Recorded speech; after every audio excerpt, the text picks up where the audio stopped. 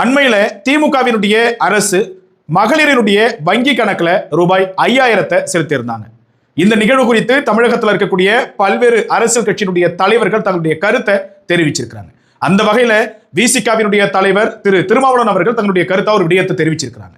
அந்த கருத்துல என்ன இடம்பெற்றிருக்குது அப்படின்னாக்க, திமுகவினுடைய அரசு மகளிர் வங்கி கணக்கில் ரூபாய் 5000 செலுத்தியது மட்டுமில்லாமல் மீண்டும் திமுக ஆட்சி அமைத்தால் 1000 ரூபாய் கொடுக்கப்படக்கூடிய அந்த தொகை என்பது 2000 உயர்த்தப்படும். இதனால் மகளிர் மனம் குளிர்ந்துள்ளார்கள். இந்த மன குளிர்ச்சியால் உங்களுக்கு நாங்க நிச்சயமா மீண்டும் ஓட்டு போடுவோம் என்கிற நிலைக்கு வந்துள்ளார்கள். எனவே அந்த மக்கள் மகளிரா இருக்கட்டும் யாரா இருக்கட்டும் மீண்டும் திமுகவை ஆட்சியில் அமர்த்துவார்கள் சொல்லியிருக்காங்க. சரி, இது ஒரு புறம் இருக்கு. அதுல அடுத்த ஒரு ஸ்டேட்மெண்ட் கொடுத்திருக்காங்க. என்ன அப்படின்னாக்க, இந்த உதவி தொகையால் கிராமப்புறத்தில் இருக்கக்கூடிய மக்களினுடைய பொருளாதாரம் உயரும் ஒரு வார்த்தையை சொல்லியிருக்கிறாங்க திருமாவளவன் அவர்கள். இந்த விடயம், இந்த வார்த்தை தான் நாம இந்த காணொலியை பேசுறதுக்கு ஒரு அடிப்படையா இருக்குது. என்ன காரணம் அப்படின்னா, நீங்க 5000 கொடுத்தீங்க, அன்னைக்கே பார்த்தோம்னாக்க மின் கட்டண உயர்வு 5000 காலையில் கொடுக்கப்படுகிறது. அடுத்த ஒரு சில வினாடிகள்ல மணித்துளிகள்ல மின் கட்டண உயர்வுன்னு சொல்லிட்டு நியூஸ் வருது, செய்தி வருது. இப்போ கிராமப்புறத்தில் இருக்கக்கூடியவர்கள் ஒரு கரண்ட் பில்லு கட்டினா கூட இன்னைக்கு கஷ்டப்படக்கூடிய ஒரு சூழல் வந்திருக்குது. ஏன்னா 2-3 மடங்கு மின் கட்டண உயர்வு வந்துருச்சு. அது மட்டும் கிடையாது, அடிப்படை தேவையா இருக்கக்கூடிய அத்துணை பொருட்களினுடைய விலையும் உயர்ந்திருக்குது.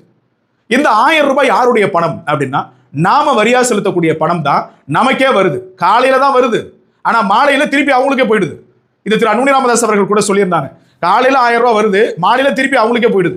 வங்கி வழியா வருது, மதுக்கடை வழியா அவங்களுக்கு போயிடுது. இப்படி இருக்கக்கூடிய பொருளாதார உயர்வு என்பது சாத்தியமற்றது. அது மட்டும் கிடையாது, இன்னொரு மிக முக்கியமான விஷயம் என்னன்னா, எல்லா பொருட்களினுடைய விலையும் உயருது. ஆனா விவசாயிகள் தான் கிராமப்புறத்தில் இருக்கக்கூடியவங்க. அவங்களுக்கு நிர்ணயிக்கக்கூடிய எந்த ஒரு இடுபொருளா இருக்கட்டும், எல்லா பொருளுமே விலை உயர்ந்திருக்குது. நெல் விலை உயரல, ஆனா அவர்களுக்கு கொடுக்கக்கூடிய உரமா இருக்கட்டும், பூச்சி மருந்தா இருக்கட்டும், எதுவா இருக்கட்டும், எல்லா விலையும் உயர்ந்திருக்குது. இப்படி இருக்கக்கூடிய சூழல்ல இவர்கள் கொடுக்கக்கூடிய இந்த இலவசம் என்பது கிராமப்புற மக்களினுடைய பொருளாதாரத்தை எப்படி உயர்த்தும் அப்படின்ற ஒரு பெரும் கேள்வி எடுக்கிறது.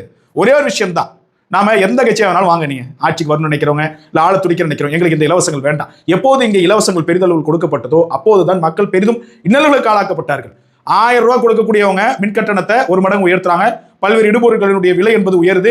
அத்தியாவசியமா ஒரு குடும்பத்துக்கு ஒரு மாசத்துக்கு ஒரு 5000 செலவாகுதுன்னா, இந்த 1000 ரூபாய் ஸ்கீம் எப்போ வந்ததோ அதுக்கப்புறமா அந்த 5000 செலவு அப்படின்றது 1 மடங்கு உயருது. கிட்டத்தட்ட 5000 இருந்து 8000 10000 வரைக்கும் உயருது. எனவே இதுல சொல்ல வரது ஒரே ஒரு விஷயம் தான், இவர்கள் கொடுக்கக்கூடிய இலவசத்தால் யாருடைய பொருளாதாரம் உயராது. மீண்டும் இந்த மண்ணை திமுக ஆள நேரிட்டால் திமுகவை சார்ந்திருப்பவர்கள், அவருடன் கூட்டணியில் இருக்கக்கூடியவர்களுடைய பொருளாதாரம் மட்டும்தான் உயரும்.